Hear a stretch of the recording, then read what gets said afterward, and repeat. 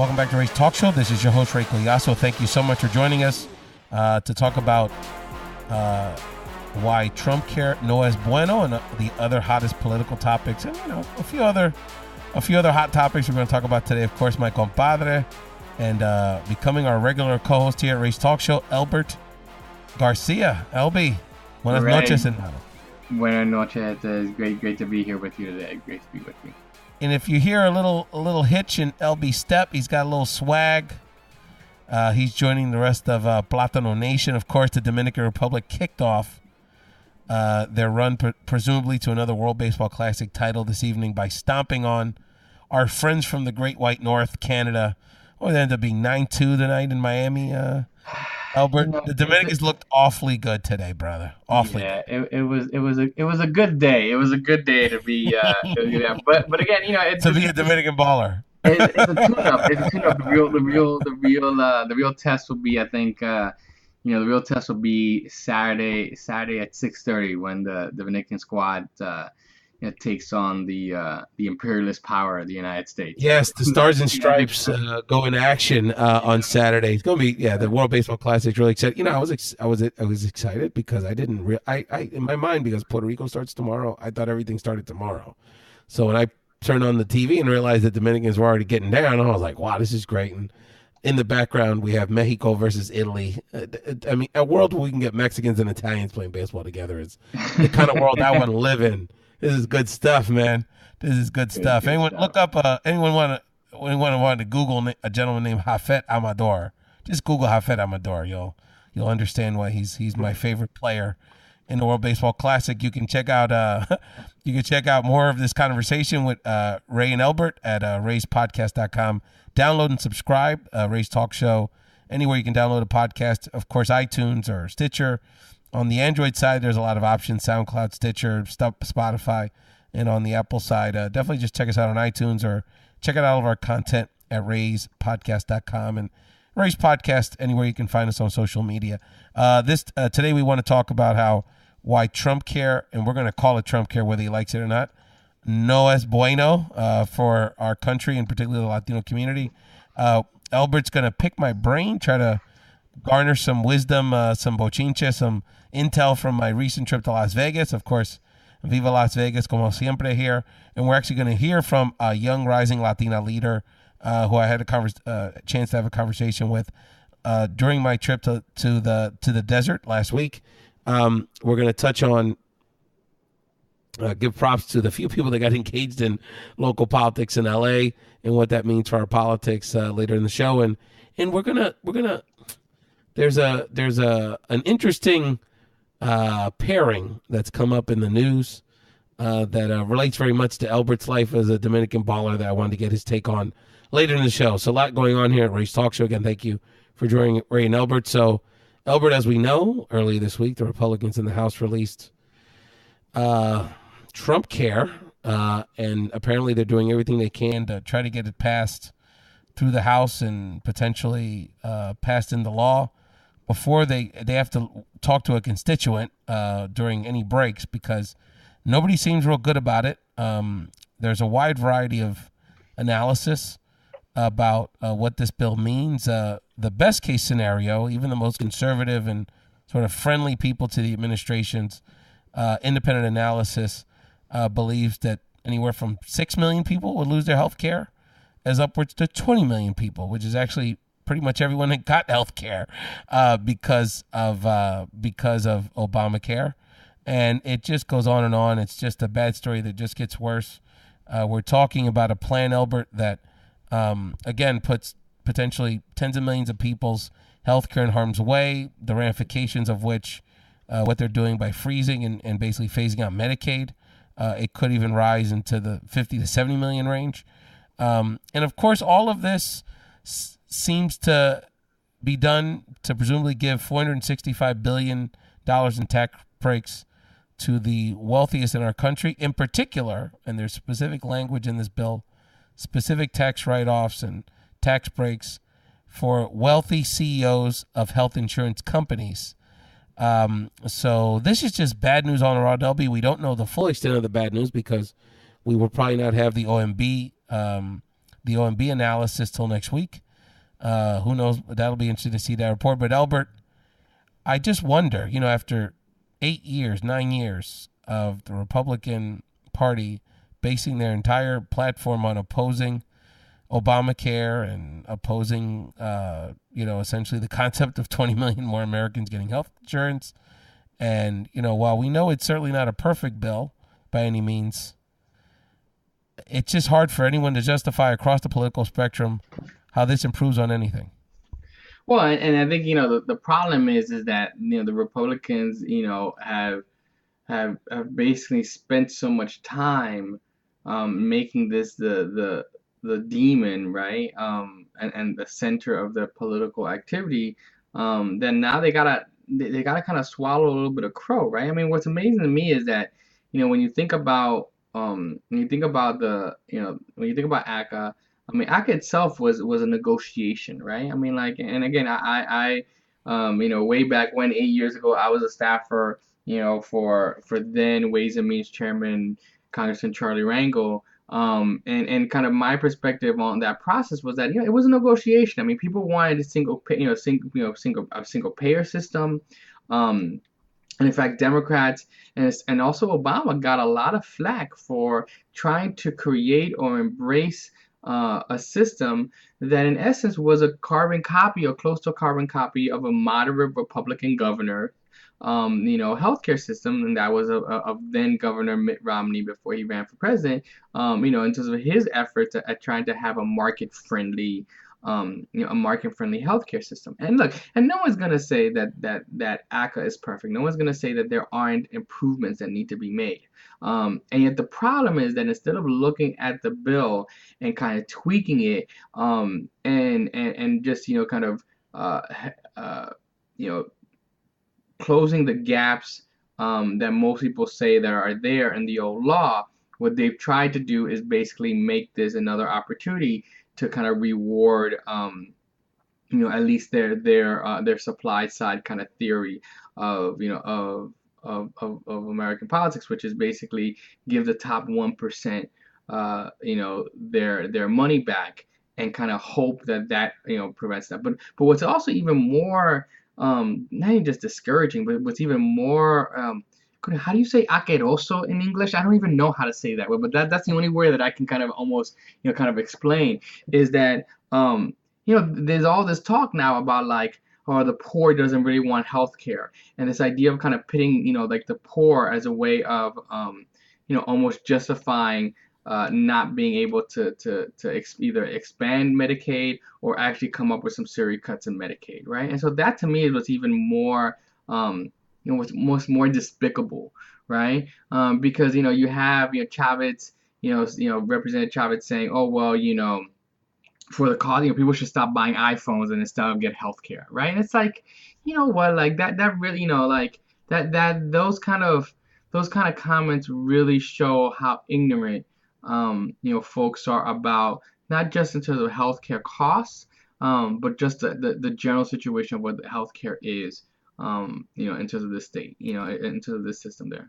Yeah, no, and it's interesting you say that, because people should be clear. People see, America's favorite Boy Scout Republican, Speaker Paul Ryan. He seems like kind of a reasonable, nice guy, and if you really look at kind of his messaging, and even though he puts it in a very acceptable package, he has, as you're speaking about, he really has based a lot of his ideology around the concept of, we have to basically decentivize poverty by making people poor, and encouraging people to, so they'll, since there's basically no net, and the treatment of poor people just gets worse and worse, eventually, people just figure out a way to get it together. And in fact, it's so much more complicated than that. It's so disrespectful off the premise that people don't want to work, and that, it just goes on and on and on about this ignorance about our community. I was with today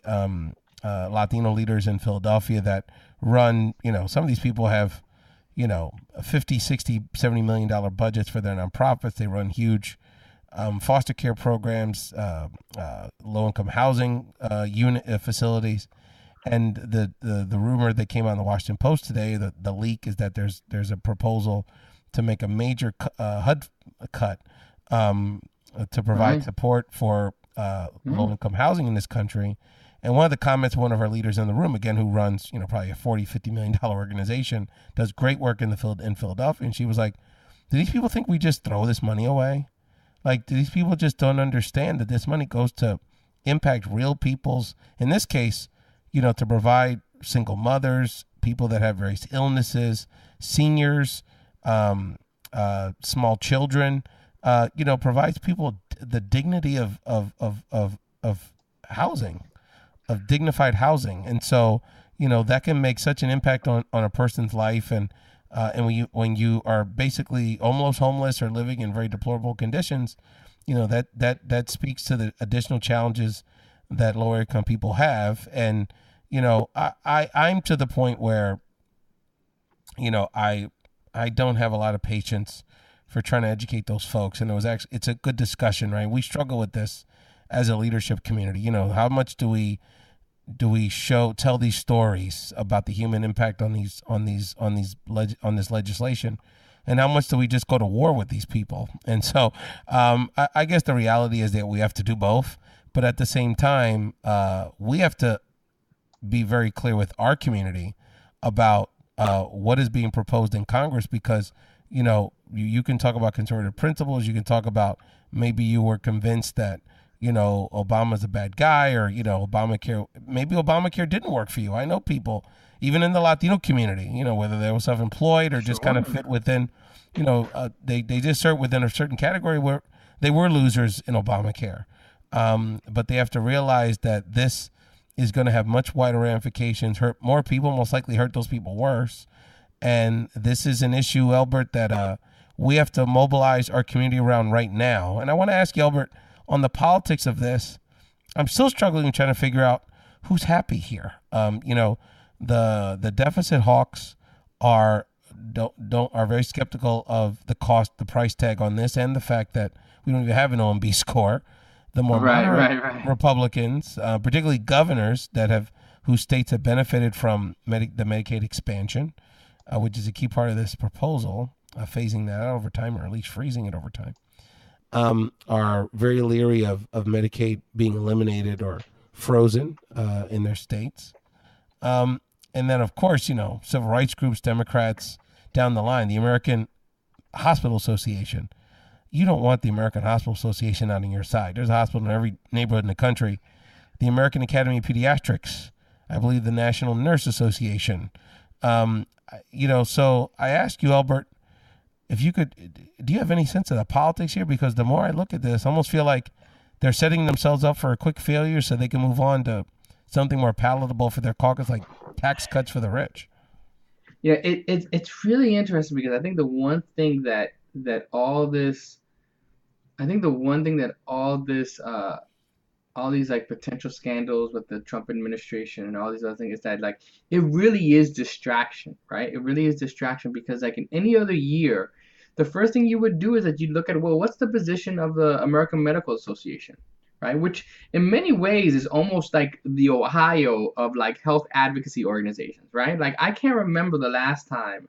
And when you think about healthcare and you look at first of all like the debacle that was in essence, the attempt at Clinton care, right? When you look at Hillary Clinton's effort in 90, I think it was in 94, right? And how much, and how that went into flames, partly because she couldn't get like the things like the American Medical Association and all the different kind of doctor groups and medical groups, and the hospitals, right? And yeah, and you turned it all the way to 2010 when Obama was able to do that, and legislative leaders were able to kind of put and actually pass something, because they did have these lobbying groups, right? And granted, that had legislative repercussions because of the Tea Party excitement and how that was then fueled into Republican victories. But in terms of the positive situation, again, it's like everyone, it's almost like the cloud of all these different scandals in the Trump administration almost kind of obscures what may be what is politically possible or not possible, which is why I think you have Ryan and Republicans trying to kind of get this thing passed very, very quickly, because they understand that the closer that this gets to really impacting the campaign cycle, then and then that's then becomes less and less likely for this to pass, because this is one thing that is definite. If all this stuff, if all this, all these like activism at town halls and things like that, Republicans are very lucky in many ways that this is happening in an off election year, right? Because one of the things about the reason why the Tea Party was so successful was because this anger that was certainly, there was some basis for the anger, but it certainly also was stoked up. The truth of the matter is that there was a very specific resolution to that, right? Is that X amount of months later, then you support this candidate to run and get that Democratic person out of office, right? You don't have that, like, right? People have to wait about another year or so before they can start getting excited about an election. And so I think Paul Ryan knows that if he's gonna do something as fundamentally monumental as this, that it has to happen now. Because if it doesn't happen now, then he's not going to be able. People are all going to kind of go in. So, I think all these other scandals, he's trying to pass this through all these kind of scandals. And look, you've already seen Trump trying to decorate a loss by quote unquote blaming it on Democrats, and kind of and trying to, in essence, kind of trying to flip the script in that way. So it'll be real interesting. It'll be real interesting to see if they can get to May, because my personal feeling is that, like, if he can't pass anything before Memorial Day, these folks are not going to come back. These congressional leaders, especially those in the House, don't want to face their constituents during the Memorial Day weekend under a cloud of whether or not they are taking away people's health care, right? Like, they would rather this thing be done over with by then, so that way they could kind of spend their vacation not having to worry about it. They think they have to pass up April 7th because they think by the time they get to the Easter break, they would get so hammered back home that they would never get it passed. I mean, they're working day and night. They got it out of a couple of subcommittees, these overnight sessions. They're working very hard to try to get it to the Senate as soon as possible, because they're basically acknowledging that this is not going to work. And I don't even know if they can get it out of the House in a full vote the way it is. And what happens, LB, if we have an OMB score next week? These people are so out of their minds. What if we have an OMB score next week where 10, 12 million people lose their health care? Is that going to be palatable to people? But this is the thing that kills me, right? This is kills me. And again, I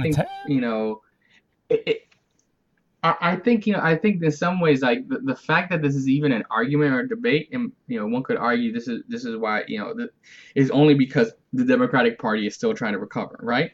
Because if you look at the key to growth, right, in terms of just economic growth, right, and how the healthcare system, in some ways, and the predictability of the healthcare system under Obamacare, how that in some ways is helping to fuel not just economic growth, granted, not record pacing, but still, like, increasing increasing economic growth, but it's also bringing down the deficit, right? In terms of and so if that OMB score comes back, if that score comes back and says it's going to cost this amount of money, and what's going to be the ramifications of that on what is, some would argue, might be tepid growth, right? Could you just shortchange it? Because the economy is running to a certain degree, but it's running on inertia, right? It's running on inertia of the Obama years, right? Like, everyone knows that from an economic standpoint, Trump has about a year before any of his policies has a potential impact on the economy, right? And so he, again, like, I think this idea of, like, if you're really a pro-growth, politician, why would you shortchange, the kind of security that having healthcare provides people, to be able to, especially if you're trying to, like, start your own business, or you're trying to do all those kind of other things, right? Like, again, I'm not to say that you don't expect this, because obviously what the Republicans, the brand of republicanism that has been around for the last, 6 to 7 years is really just obstructionism, right? It really isn't a dedication to at least on a national level on any of kind of these ideas. But you gotta really kind of wonder. You gotta wonder in terms of like who they're really trying to, to enrich here. And it's again, it's like as you said before, when you look at the tax breaks, right? Which aren't again, those tax breaks aren't keyed to anything, right? I mean, like everyone talks about tax breaks and how tax breaks can be used to put more money into people's hands, but like there's a difference between a tax, and this is not just like theory. Like you look at economic studies, there's a difference between giving tax breaks to like to work to either lower class lower income or middle income Americans, right? There's a difference between giving those folks more money they can put immediately back into the economy, as opposed to giving it to the top 1% who's not likely to use that extra money to actually go back into the economy to have a huge impact on the economy, right? There's a difference when a single mother, a single mother of 3 or 4 has an extra $100 because she's gonna spend that at Walmart. She's gonna spend it at the grocery store. She's gonna spend that at getting, being able now to actually eat healthy as opposed to being able to have to, she can now buy transportation so she can go 20 miles more, perhaps more farther out of the food desert that she might be in and into like another place, right? Like those are real concrete steps, right? And so that's the hard thing, right? Because again, at the end of the day, this is not about the what a political identity gives you. It's about policy that has to improve people's lives, right? And so let's reiterate for a moment the impact this discussion has. I mean, to tens of millions of Americans, but specifically to the Latino community. Over 20% of the people that benefited by being able to have access to health insurance through Obamacare, the exchanges, and the expansion of Medicaid were Latinos, over 4 million. We would have had an additional 3.5 million, LB, get access to health care if not for Republican governors around the country, particularly Governor Scott and Governors Perry and Abbott in Texas, who just simply chose not to accept the federal funds to expand Medicaid in Texas and Florida and other states. So that's millions of Latinos that go without health care, who are working people that are not poor enough to qualify for Medicaid or other subsidies for people that are not working, but just don't make enough money to be able to afford health care on their own. These are people that work at the Walmarts. These are people that work in the service sector. These are working poor people. And so these are people who, in the case of people who were able to access Obamacare through Medicaid or through the exchanges, these are people that are on the brink right now, potentially losing minimally their health care. This brought the number of Latinos insured in this country to about 85%, which is the highest it's ever been, including 93% of Hispanic children are now covered through health care because of the current healthcare structure that we have. This has such real life consequences to us as a community that is growing, a community that has chronic health problems, whether it's diabetes, our young men and women that are coming back from serving our country and dealing with mental health issues, post-traumatic stress. We have a host of issues in our community. Oh, and by the way, this plan also plans to defund Planned Parenthood, which is an incredible resource, particularly in poor, minority, and immigrant communities. Incredible resource for women's health access. So, there's nothing more important in our community than this discussion, because if you're dead, none of the rest of this shit matters. So it's very important. And one of the things I wanted you to touch on really quickly, Elby, from your perspective now living in South Florida, is that, I was on a call the other day with some leaders around the country who have analyzed this data. And it was interesting because they said the irony of this whole situation is that of the congressional districts around the country, the two congressional districts that are represented by Republicans that have benefited most by Obamacare is the two districts in South Florida, Congressman Carlos Curbelo, who I've collaborated with over the years, and Congresswoman Ileana Ros-Lehtinen, who we have a lot of love for on many levels. So it's very important, LB, that not only our members of Congress champion protecting their constituents' health care, but particularly our Hispanic Republican members in South Florida, whose communities are the biggest beneficiaries in our entire community of Obamacare. So I know this is going to be a debate that's going to be very hot and heavy in South Florida, and add to the tense political environment that we have down there.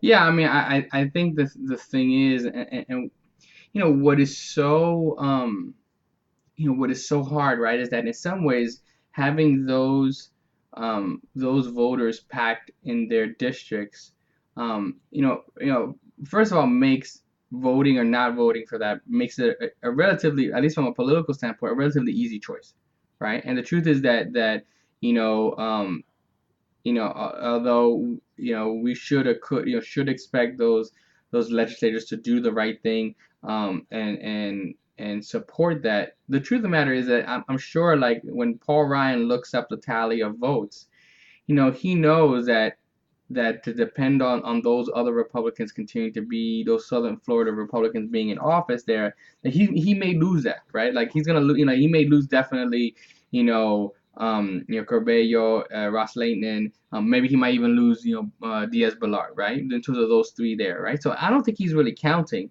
in terms of all those things. And what would be interesting is that if it is so close, what will be the vote of those three folks, right? Because for the most part, whether it's on immigration or even on some healthcare stuff, Ryan, even before him, Boehner as well, would let those folks, because of both their seniority but also their place in terms of the Republican political ecosystem, let those folks kind of vote their maybe their conscience, maybe their political, the political reality of their districts.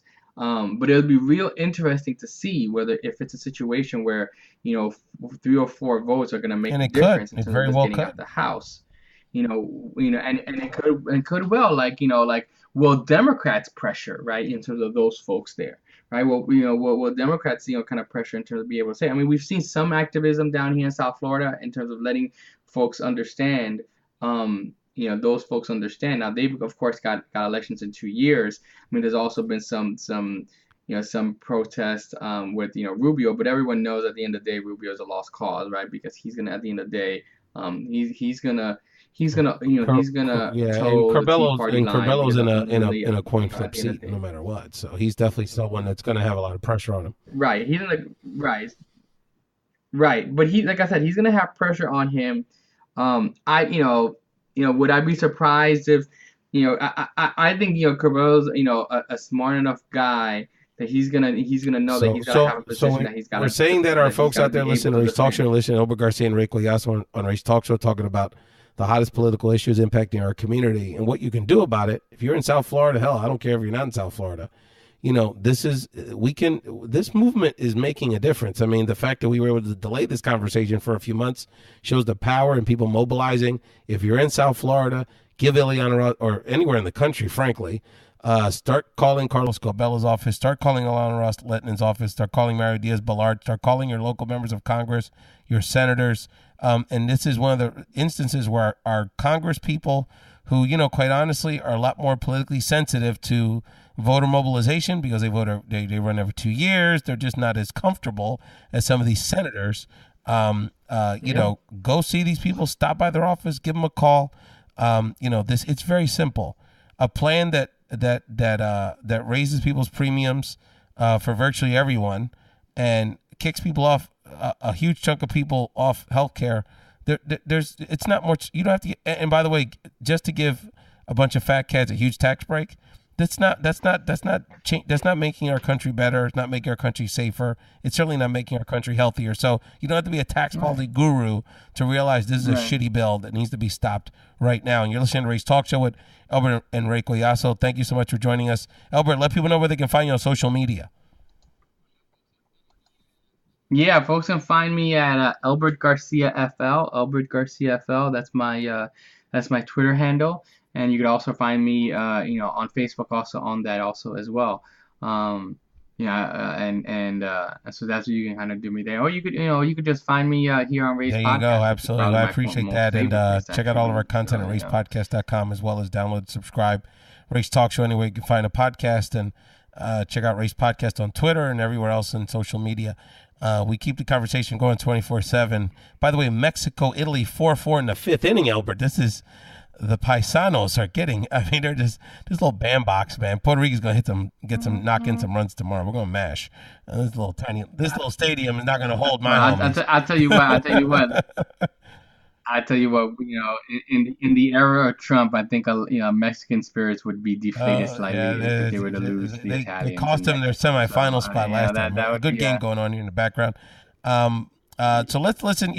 Again, I had the opportunity to be in Las Vegas. I spent some time with many members of Congress this past weekend, attending the the CHC Bull Pack Conference. It is the political action pack for the Hispanic Democratic members of Congress. We had a great time. Was able to network with not only members of Congress, but their staffs. These people are some of the great public servants we have in our country. What's the name of Congressman Espaillat? I don't want to mispronounce your name. Congressman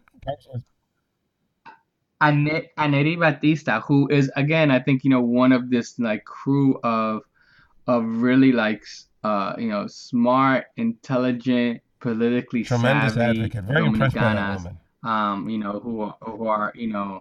Who are definitely, again, who are, it's great to see, it's great to see folks, at the community level, who kind of continue honest in terms of their careers, continue to work in terms of in public service, and continue to see their work kind of rewarded, with positions, she's homegirls with La Prima, one of our great friends, Michelle Menges. So she takes care of business. So we had a great time collaborating, getting to all know each other down there. Many members of Congress and again their staffs. But I want to now give us a second to listen to an interview that I taped actually at an immigration town hall in the community in the city of North Las Vegas. A great young activist, Erika Castro. This young woman, Elbert, is not only an environmental activist, dealing with issues of environmental racism that impact the Latino community in the urban areas of Las Vegas and Clark County. She's a dreamer. She's an LGBT activist, is openly LGBT. This woman is on the front lines of fending off and resisting the Trumpfliction that's infected our country. So let's listen to my conversation with Erika, and we'll be back in a moment. This is Ray Collazo, Race Talk Show. I'm here in Las Vegas, Sin City, 702, the Collazo West Coast home, however you want to talk about it. We're actually in the city of North Las Vegas, which is a separate municipality, and we just got out of a very important forum related to letting the immigrant community know that we stand with them. And I was chatting with a young activist here, and I wanted to engage her on Race Talk Show. So, Erika Castro, welcome to Race Talk Show. Thank you. Thank you for having me. So, Erika, tell folks a little bit about the conversation we just had. So it's a really good conversation, and it's something that the community needs. Right now, there's a lot of fear, there's a lot of uncertainty in our community, and having your representatives and different elected officials come in and tell you you have rights. Even if you're undocumented, there's rights that you have, and this is how you can protect yourself and protect your family. It's something that the community desperately needs right now. So Congressman Ruben Kuhn, who's a new member of U.S. Congress, first Latino member of from the congressional delegation, of course, Senator Catherine Cortez Masto on the Senate side is the first Latina, not only from Nevada, but in the history of the U.S. Senate. And we had many members of the Congressional Hispanic Caucus here in solidarity with the Latino community and immigrant community in Las Vegas. Erika, I wanted you to share with people who aren't familiar with this community just what's the atmosphere, how are people feeling, regardless of their citizenship status, about the tone and the messaging that's come out of Washington. Mm-hmm. Like you said, we're in North Las Vegas right now. We're in Northeast Las Vegas, and this area right here is predominantly Latino. I grew up in this area. I've been here. I'm undocumented, but I've been here since I was 3 years old. I've been here for 24 years, and I've seen this area grow. I'm very familiar with the community here, and I do see the fear. My parents are undocumented, And my mom the other night, a couple of days ago, she came home from work earlier. She works nights, and I was like, why are you home so early? It was 10 o'clock. And she's like, oh, I just got out of work. I'm going to go grocery shopping right now. And I was like, why so late? It's 10 at night. You can go in the morning. And she's like, yeah, but it's a lot safer to go grocery shopping right now. She's like, I was talking to some of my colleagues. She works in the as a busser in one of the restaurants here, and she's like, we were talking, and it just makes sense that we go later at night. Erika, it's we were, and that's one of the reasons I wanted to get you on, have you join the show, is that we were talking just now off record that I can only imagine how we all felt an anxiety, and I think we still do, a combination of anxiety, anger about the election results in November. But can you share, particularly from a perspective as a young Latina in this community with an immigrant background, how you felt and how you're feeling about, again, what's come out of Washington? Yeah, it was really difficult. The weeks after the election, it was very difficult. I felt like my person was attacked. As a Latina woman, as an undocumented woman, I'm also queer. I just felt everything about me was attacked that day on election night. So it was really difficult to kind of go out into the community and interact with different people, because it was like, well, you're white, did you support Trump, and did you attack everything that's about I went through that stage of paranoia too. It's like, you see people nice, but what's going on here? And you just don't know not what healthy. You're thinking. Oh, definitely not healthy, because it kind of goes into like the spiral of who are these people, who can I trust? So it's very hard. But I think we're very lucky here in Nevada. Like you mentioned, we have the first Latina senator in office, which is really amazing. I saw a lot of people in the community, a lot of Latinos, Latinas, be very excited to be able to participate during the election and put her in office. And then also, Ruben Kewen, he is an amazing individual that has been very supportive of our community. Came to this country as an undocumented child. Exactly. Yeah, it's a great story. He can relate. He can relate to us. And I think in Nevada, we do have a lot of people that are going to be standing next to our community and fighting for us. That's right, Erika. We're talking to Erika Castro here as a local organizer here in Las Vegas. Erika, the issue that you were telling me about that you're working on a lot, which is, I think, would be interesting to some people, is you're doing a lot of work around environmental justice for our community. Mm-hmm. And can you share, a lot of times people don't associate environmental issues with our community, and we were talking, again, that's why I went to the record button, is that environmental issues impact our community so much, whether it's we're living in rural environments or in the inner cities. So share with folks kind of what you're working on and why you think it's important that Latinos get engaged in environmental issues. I think a lot of the times we think immigration is the one issue that we all care about so much, and it is. It's something that's impacting us directly and every single day because of our status.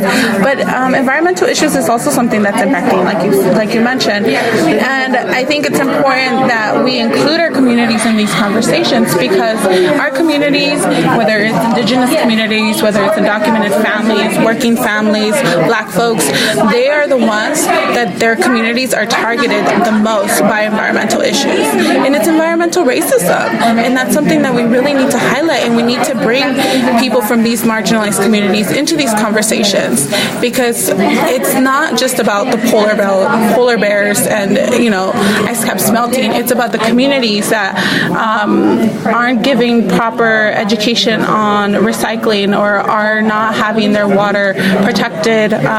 We can go and talk about Flint, Michigan, and talk about how they haven't had clean water. And still don't have, for the most part. We can talk about a Standing Rock, how indigenous communities are fighting to protect their water. We can talk about how you find asthma at very high rates in the Black and Latino community for children. And those things are something that we need to talk, because a lot of these kids are being impacted because of air pollution and bad water quality. Housing decay. Exactly. Yeah, absolutely. And we're talking to Erika Castro here. I'm so glad we got to meet Erika. This was I've always been admired the community here that really is developing these new generations of leaders. And I remember when Congressman Kewen was a young elected official as an assemblyman, and now he's in U.S. Congress. So it's great to see a lot of good leaders here, and especially our young Latina leaders. We have to support. Anything else you'd like to share with our Race Talk Show listeners who are, coast to coast thinking about these issues?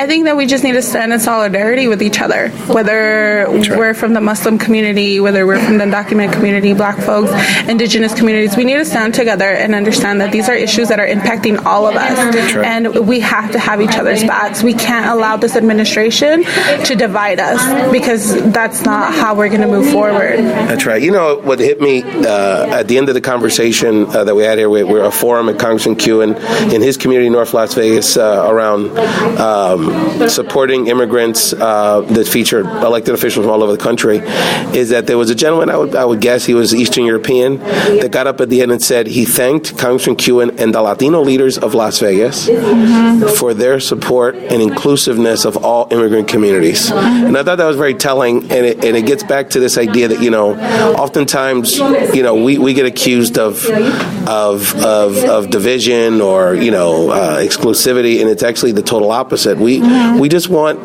equality for everybody. We don't want anything special. You know, when I'm in this city, every taxi driver I've talked to, it's their third job, you know, and so the leadership here really stokes that kind of inclusivity. And Eric, I look forward to when you're in Congress, and look forward to following your career and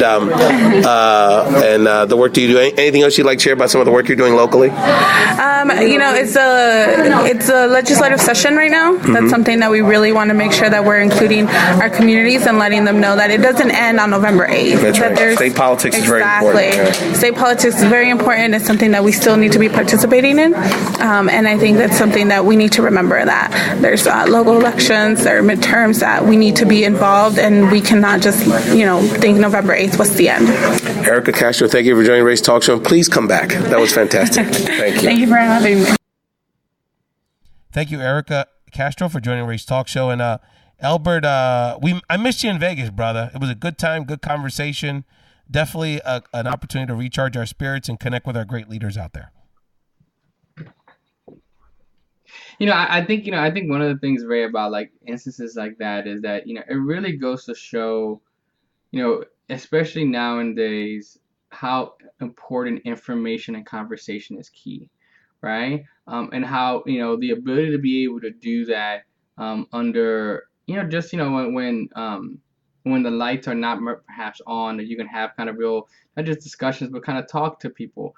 And I think, you know, one of the things that you point out is that, you know, it's not just our congressional leaders. Our congressional leaders are staffed by people, by real people. And so the more that they know, the more that and more information they have on their fingertips, not only is policy better, but then also so is the intel in terms of moving legislation through. And I think, you know, I think, you know, there's a lot of, you know, who's a lobbyist, who's not a lobbyist. I mean, there's a lot of discussion as to that. And how government should be protected by the influential hands of a small few. But it's also, you know, like we have to kind of understand the worst of these situations is not that there are people lobbying, because everyone's lobbying these days, right? I mean, if you're an individual citizen and you knock on your congressperson's door, you're doing lobbying, right? And so the issue is not that people aren't doing lobbying. It's just that, you know, it's the balance, right? It's the balance, and it's for an elected official, the ability to be able to balance all the different sides of an issue, and to be able to actually create something, right? And you see the difference in that within like the resources that people have on the federal level, especially like, you know, something like the Congressional Resource Service, which might allow you to, find, you know, how much the impact of a particular bill or particular point of view is going to have. You know, you see the difference of that on the federal level as opposed to on the state level. On the state level, where staffs are smaller, resources are smaller, and again, the ability to be able to get the most up-to-date information and to get even a sense of even what your constituents are thinking, that's a lot harder that might just be a little harder to do or get a grasp of. Because again, on the state level and even on the municipal level, these things are also harder to get. So yeah. I think, and it also speaks to the idea that you know, these offices are also opportunities to provide leadership. So you don't have to be an elected official to serve. You know, you can work as you did, Elbert, leading a communications effort for a member of Congress, or at least an elected official. If you're interested in particular policy areas, all these offices have people that focus on specific policies and develop expertises in those fields. study and policy, whether it's healthcare, immigration, economic development, what have you. And it's there's lots of, or in the case of Anady, a chief of staff, someone that's really managing the day-to-day operations, in this case of members of Congress's operation, not only in D.C., but back home in their case, uptown New York. So much respect to our leadership out there, and much respect to people like Erika Castro on the front lines. There's, I was really struck by, we know this, but there's just so much palatable fear in our communities, families that live in mixed status homes, obviously the undocumented across the board, the DACA Dreamer Network, they're just targets, and we have to support the most vulnerable in this society at this moment, particularly in our immigrant leadership community, because we saw in the case of the young woman in Mississippi, she literally left a press conference and was immediately detained by ICE. I mean, it's clear that they did that to make a statement that they're going to be targeting not only Dreamers, but DACA and Dreamer leaders. It's amazing to me, one of the things about, sometimes you grow up and sometimes if you're privileged, like we are, Ray, in terms of to go to some of these, schools like Columbia, or or get to, walk the halls of Congress. You're privileged to kind of do that on a regular basis. You forget, you run into so many talented people that you take those kind of actions, those everyday actions by really talented leaders, you take that for granted. And it's not until you're in a situation where you see that not happening that you really do understand what is the impact of leadership, right? What is leadership and moral leadership? What does that really mean, right? You really see that when you really get to know that the importance of that when you see an absence of it, right? Not when it's actually present. Because I think most times when it's present, you may take it for granted. You may not even think that that's important, or you might say, hey, of course, it's obvious that if you're having a press conference and people are there, that you wouldn't just swoop in afterwards and grab somebody there. Or, of course, it's obvious that if you've got a school system, that you're going to make sure that you pass a resolution to make sure that ICE knows that that school grounds aren't places for ICE to detain parents and children or something like that. And yet real leadership actually makes those things happen, right? And it's really it really is about people practicing moral leadership in the spaces and the sectors that they can, that actually begins to build a groundswell of not just actions but also of expectations, right? Because I having worked in a political office, I do believe that there are a lot of well-meaning people, but that have to be given they need the wind, right, beneath their legislative or their political wings, right? And oftentimes that comes from constituents, that comes from people letting them know that it's okay, that if they stick out their neck out, that there are going to be people out there that's going to be able to protect them. That's right, and from not getting it. And so, speaking of people that stuck their neck out, in our shout out segment, we wanted to first shout out the 11.5% of the the city of Los Angeles voters that turned out for that primary election on Tuesday. There was a lot of discussion on social media. Much respect to our great friend Mauricio Mena, holding it down from BX to LA, who's an LA voter who was teasing a lot of his friends, making sure that they came out, trying to shame the people that didn't come out to vote on Tuesday. Much respect to Mayor Garcetti, who cruised her re-election on Tuesday. Of course, not only a mayor that we have a lot of respect for, but a fellow Columbia University alum. So good to see a Lion doing big things out in LA. I know, man. Maybe one of very few Lions that are going to win in March. Our season's probably over at this point. It's hard for us to get to March. Not gonna be on our basketball team, but certainly he's a winner in March. Garcetti's holding it down, and some interesting ballot initiatives related to marijuana and some other interesting topics. They're always dealing with their ports out there. There's other things with ports, and LA's got a lot going on, but there's it's an ongoing challenge. We even in the zenith of interest in mayoral politics, particularly really since the Tom Bradley days, we just have not had the same interest in Los Angeles municipal politics as of turnout, and even the elections of the candidacies of Antonio Villaraigosa, who was a historic candidate, being the first Latino mayor for over a century of Los Angeles.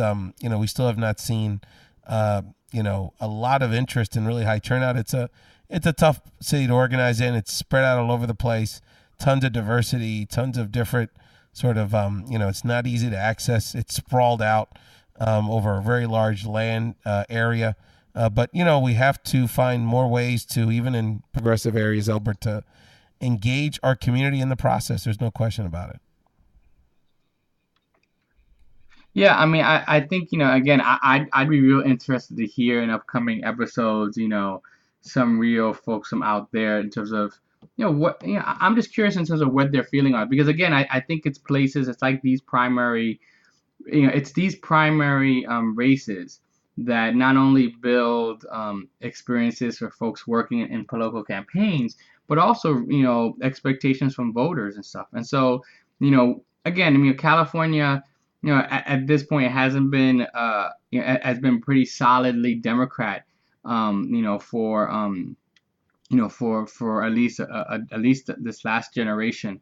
And so some people might argue, okay, well, this doesn't necessarily have any carryover to midterm elections or even the presidential elections. But and again, some people would argue that just because you have a lot of people coming out, what difference does that make?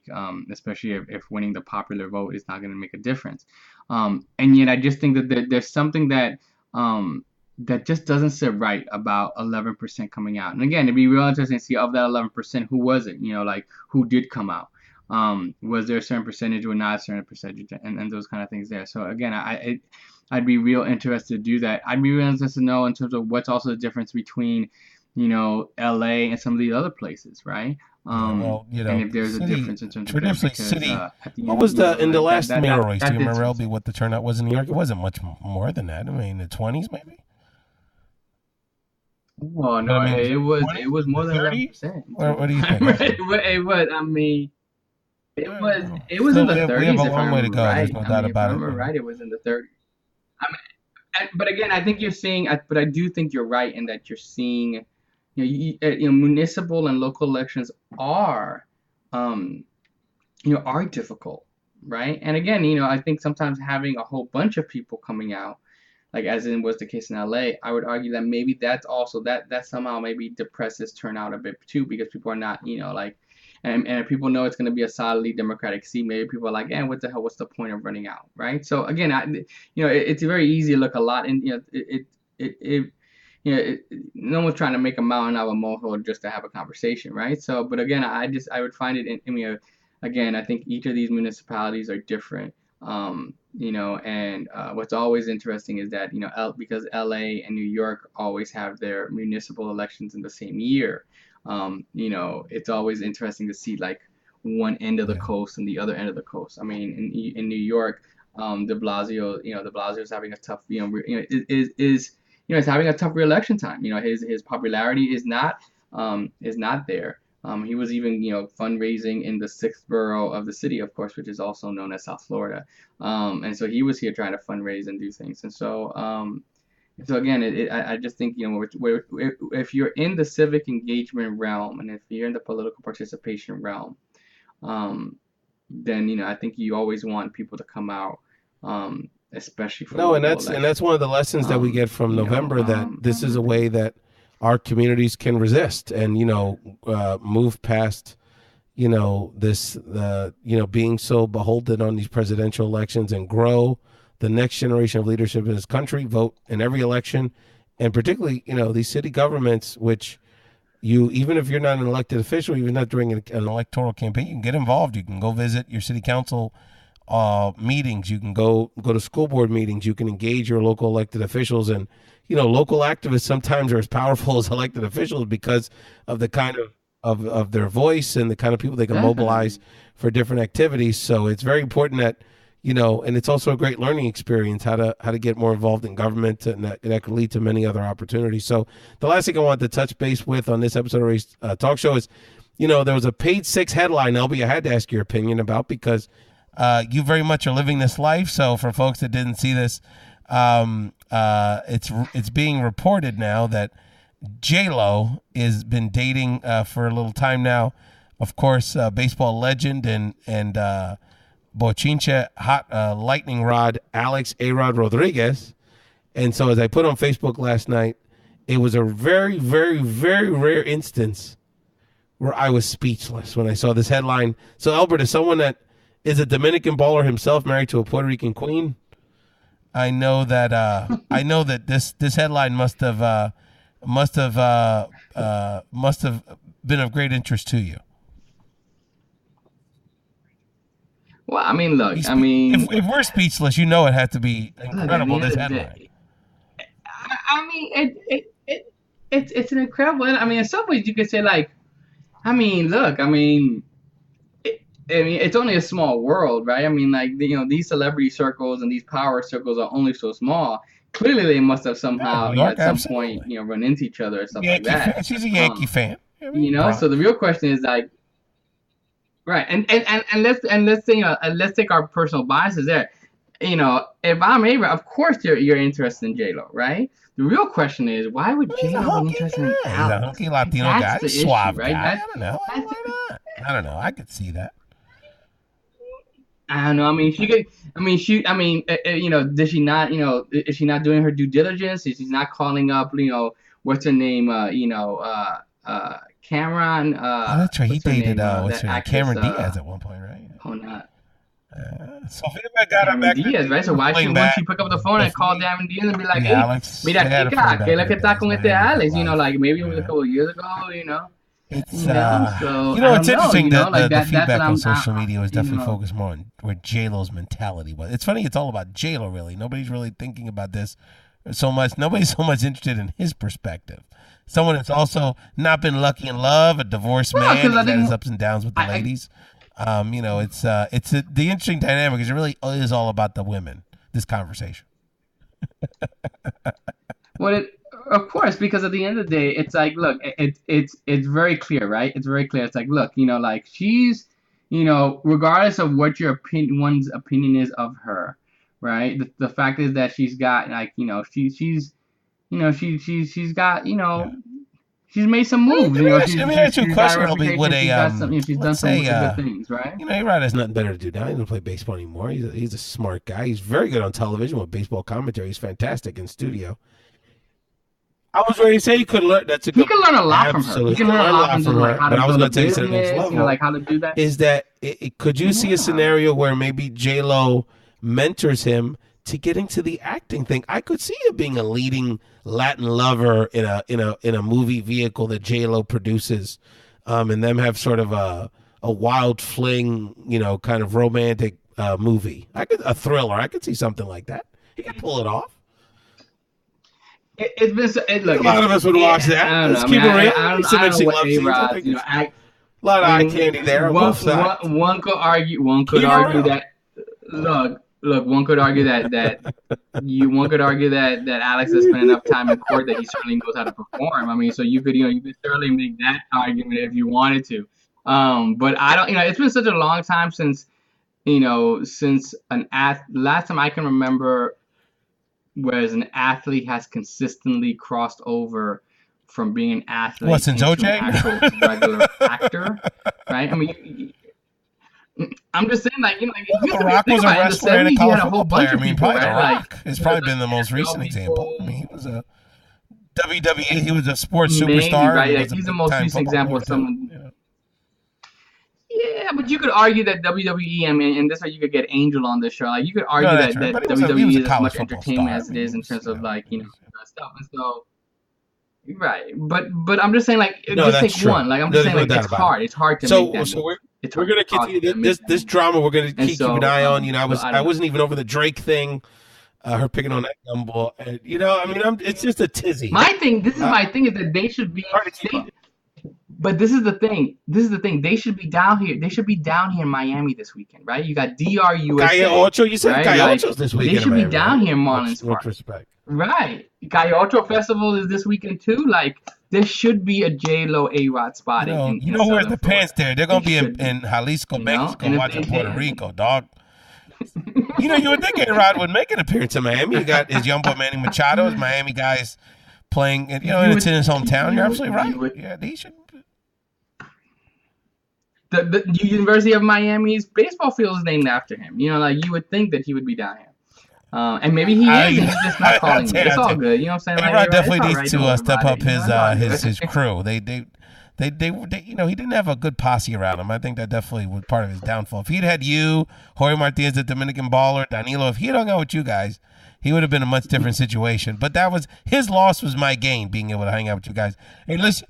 And you're listening to Elbert Garcia. Exactly. No, it's true. It's Race true. Talk Show. You know, we do have to shout out as we're talking. I'm looking on my Instagram, and the shout out I want to give is to our great friend, speaking about a Latino that supports images and supports Latino creatives, particularly in the film industry. Our great friend Calixto Chinchilla, who many people know, who's going to be leading the film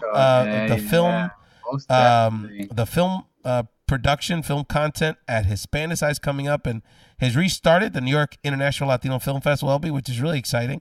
So I know we want to give Calixto a shout out on this episode of Race Talk Show. I think Calixto does a lot of stuff and work behind the scenes. You can have an entire show on him. He's a remarkable, young man. Actually, I didn't know. Even though we're going to lose that title for such a long time. And we're gonna lose that at some point. But the great thing about Calixto is that he really he puts his work in 25 hours a day, and he's never really lost sight of why the medium is so important and why storytelling is so important. And it's amazing to me because he has his hands. He certainly, he's like a lot of people we know. They're interdisciplinarians at heart. Like they can see, they can see all these connections, through, politics and film and academia and books and all that type of other stuff. So, real good guy, real good guy and real kind of down to earth kind of guy. And certainly has been has been up and down in terms of in the film industry, knows a bunch of different people, but you wouldn't know there's some people in Ray, there's other people in politics and Hollywood and stuff like that, is that they walk in the first 5 minutes, they want to tell you what they've done, and they want to put their whole CV out there, and they want to do that, and and he's a guy still kind of humble. You wouldn't know. Yeah, Calixto's got a lot of stuff going on, and definitely keeping an eye out for what Calixto's doing in social media, and also at the Hispanicize coming up. As we wrap up this edition of Race Talk Show, again, we encourage people to just, it's very easy to find the resources out there. We'll have show notes to call your elected officials. This ACA thing, unfortunately, is going to happen very quickly, and I think we can win this one, honestly. I really think we have an opportunity to nip it in the bud in the coming weeks, but we have to be diligent. Particularly around if you live in a place like South Florida in an area that has Republican members of the Congress. I'm going to be connecting with our Republican Latino leaders in the Philadelphia suburbs to connect with some key moderate Republicans in Congress to let them understand how important this is for our community. So we have to focus and put some time into this right now.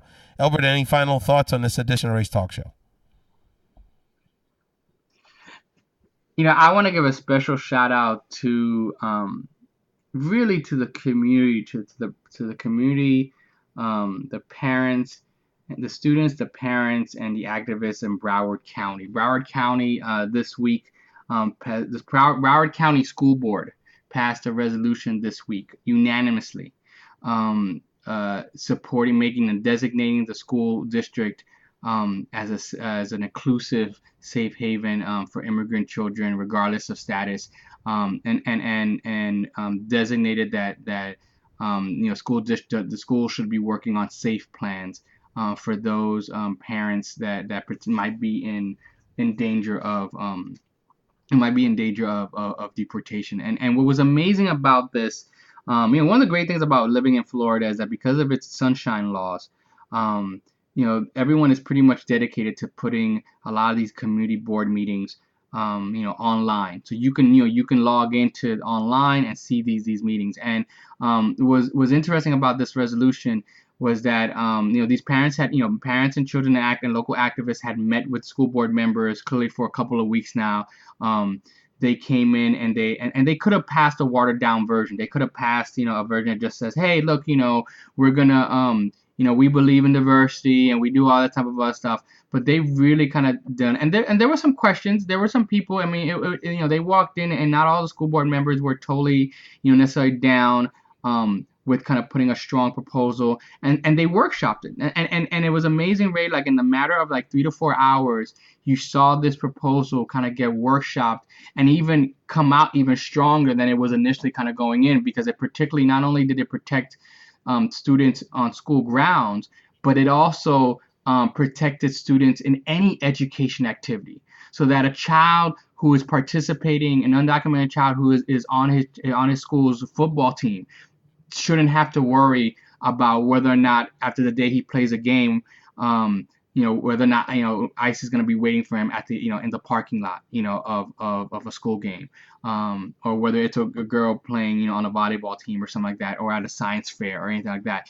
And that's pretty powerful. That's pretty powerful stuff. Now, in this month of Women's History Month, maybe it's not a surprise that the school board, I think, is mostly women, if not all women, right? So to see women engaging in this kind of thoughtful, I won't even say debate, just in terms of policy making, really, I mean, it really was kind of a really great thing to see. The more and more time I spend in Broward County or seeing Broward County, I'm more impressed by how things are really displaying there, especially the real diverse leadership, and not just in terms of Black and Brown unity there, but also in terms of the increased voices that our LGBT brothers and sisters are having there. And that's such a almost night and day comparison to what goes down in Miami-Dade County. But I really want to give props to those folks there, because again, as someone who believes in education, and education has played such an important role in my life in terms of getting me where I am, it was almost as if you could replay those 3 or 4 hours, which you can find archived online.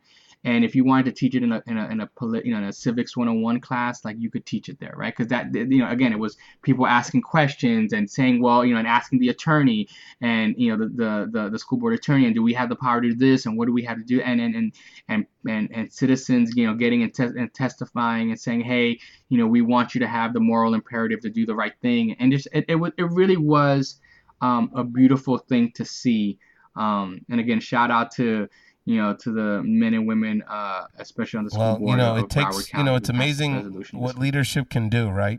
So we are the ones we were always waiting for, as they say. So there's so much we can do when we just do the right thing and step out of our comfort zone and have the courage of our convictions. Things can move.